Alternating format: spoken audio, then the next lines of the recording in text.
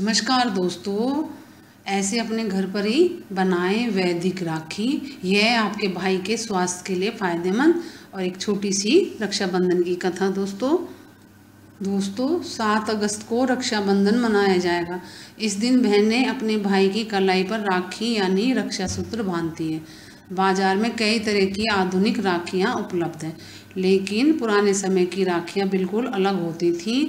मान्यता है कि पुराने समय में रक्षा सूत्र बनाने के लिए रोग प्रतिरोधक औषधियों का उपयोग किया जाता था। रक्षा सूत्र बनाने के लिए दुर्वा, केसर, चंदन, सरसों और चावल का उपयोग होता था।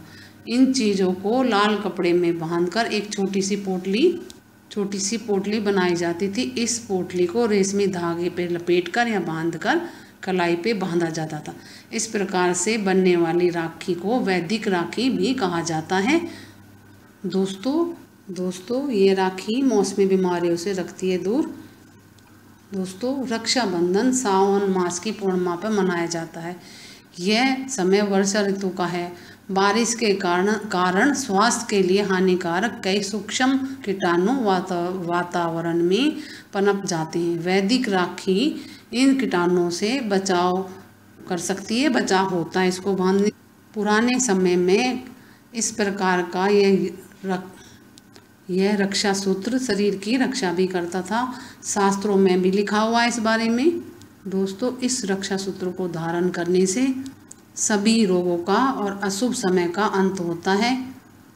इसे वर्ष में एक बार धारण करने से वर्ष भर मनुष्य रक्षित यानी कि सुरक्षित हो जाता है। दोस्तों जानते हैं ये 5 चीज़ें कैसे रक्षा करती हैं। दोस्तों दुर्वा का विनाश बहुत मुश्किल है, ये तेज़ी से फैलती है। खास तौर पर ये हमारे पाचन तंत्र के लिए अच्छी होती है। इस कारण शेर भी अपने पाचन तंत्र को दुरुस्त रखने के लिए कभी कभी घास भी खाता है।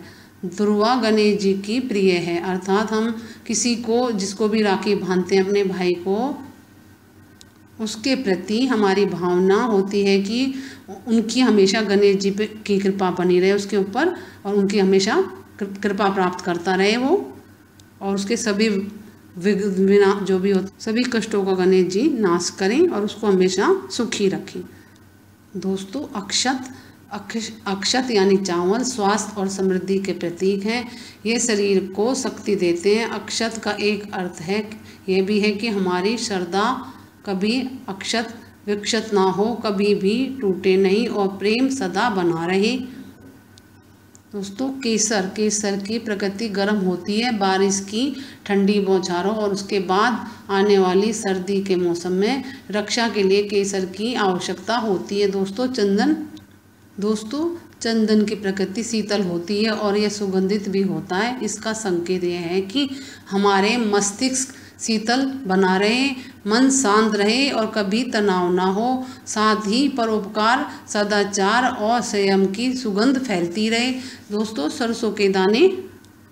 सरसों की प्रकृति तीक्ष्ण होती है, यानी इससे यह संदेश मिलता है कि हमारे दुर्गुणों को, परेशानियों को समाप्त करने में यह तीक्ष्ण यानी तेजस्वी बनी रहे। दोस्तों रक्षाबंधन पर यह भी करें, इस दिन प्रातः स्नान करें, देवता पितरों और ऋषियों का तर्पण करें। दोस्तों कल 11:05 तक भद्रा है, उसके बाद आप राखी बांध सकते हैं। उसके बाद 1:52 तक का टाइम है। इस 11:05 से और 1:52 के बीच में ही आप रक्षाबंधन करें। ये राखी आप अपने भाई को बना के उस टाइम पे ताज़ा बना के पहनाएंगे तो आपका भाई हमेशा स्वस्थ रहेगा। इसके लिए दोस्तों सूती या रेशमी पीले कपड़े में सरसों, स्वर्ण अगर आप कर सकते हैं, सोना थोड़ा तो रख सकते हैं तो नहीं तो कोई नहीं, केसर, चंदन, अक्षत और दुर्वा रखकर बांध लें। फिर गोबर से लिपे स्थान पर कलश स्थापित करें। कलश पर रक्षा सूत्र रखकर विधिवत पूजन करें। स्वास्थ्य वाचन के साथ ब्राह्मण से रक्षा सूत्र दाहिने हाथ में बंधवाएं और अपनी बहन से भी बंधवा सकते हैं।